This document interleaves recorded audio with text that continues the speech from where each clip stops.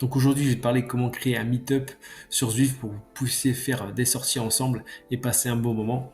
Donc là, tu lances sur l'application Zwift Compagnon sur ton téléphone. Donc là, bien sûr, quand tu regardes, il y a ton pseudo, comme j'ai déjà expliqué, les couteaux quand tu roules, les groupes d'âge, le groupe que tu es censé tenir pour faire tes courses, par exemple. Donc voilà, actuellement à gauche, tu as le nombre de kilomètres que tu as fait, le temps que tu as passé, le dénivelé, les parts de pizza mangées. C'est pas ça qu'on va s'intéresser aujourd'hui, c'est vraiment la suite pour créer ce meetup.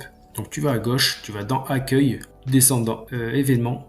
Ensuite, donc à gauche, tu as tous les événements, donc que ce soit les courses, tu peux rouler avec des groupes, faire des exercices. Alors, si on parle de course, par exemple, là tu as la Friendship Fusion, donc tu cliques dessus. Donc, suivant ta catégorie, par exemple si tu es en D, tu descends et tu te mets en D, donc tu sais que ça va être entre 1,0 et 1,7 watts. Donc là, c'est une balade, hein, c'est vraiment pas une course, c'est juste une balade sur Zwift. Donc tu continues, tu descends. Par exemple, là où il y a marqué TT, c'est un contre-la-montre, c'est pas une course en groupe.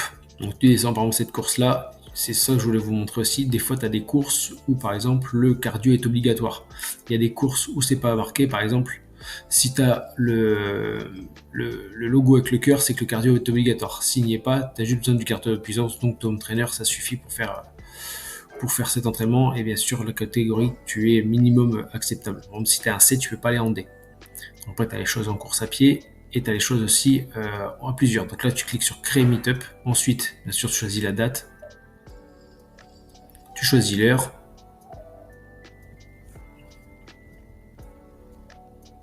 Ensuite, tu choisis le parcours, donc tu choisis l'endroit où tu veux. Mais donc, ce qui est bien avec ça, c'est que tu peux débloquer tous les mondes. Même si par exemple, tu es niveau 5, tu peux débloquer tous les mondes en faisant ça. Donc, si un jour tu veux faire un parcours qui n'y est pas habituellement, tu crées un meetup, même dans le vent, ce qui te permettra d'ouvrir tous les mondes. Donc, bien sûr, tu regardes un peu, hein, suivant les passages où c'est moins de dénivelé, plus tu rentres au milieu de la carte, plus il y a du dénivelé, plus à l'extérieur, c'est plus plat. Donc, tu as soit les kilomètres que tu peux changer en miles ou en kilomètres, mais ce que je te conseille, c'est de mettre la durée. Comme ça, tu es sûr une fois que tu as fait tes kilomètres, ça va pas sauter au bout de 30 bandes que tu es censé faire 2 heures de home trainer. Donc tu mets le maximum ou même 10 heures. Ensuite, tu choisis quelqu'un dans tes amis. Donc là, je vais prendre l'exemple avec Charlotte. Tu l'ajoutes. Donc là, elle sert directement. Donc tu fais enregistrer. Tu descends. Et donc là, tu as plusieurs choses. Donc tu as soit en mode normal, soit tu tiens le groupe. Tenir le groupe, ça veut dire que même si l'autre personne envoie plus de puissance, ça va rester avec toi. Et résultat de compétition, c'est quand vous allez faire en mode course. C'est-à-dire que le premier qui a fini le parcours, par exemple si tu es en kilomètres, c'est celui-là qui a gagné. Donc ensuite, tu as vu sur le meetup uniquement ce qui est écrit, hein, tu verras que les participants du meetup. Et si tu l'enlèves, tu verras bien sûr tous les autres personnages qui sont dans Zwift. Ensuite, tu cliques sur envoyer. Et voilà, tu as créé ton meetup. Et je te souhaite de faire une bonne séance. Et on se dit à bientôt.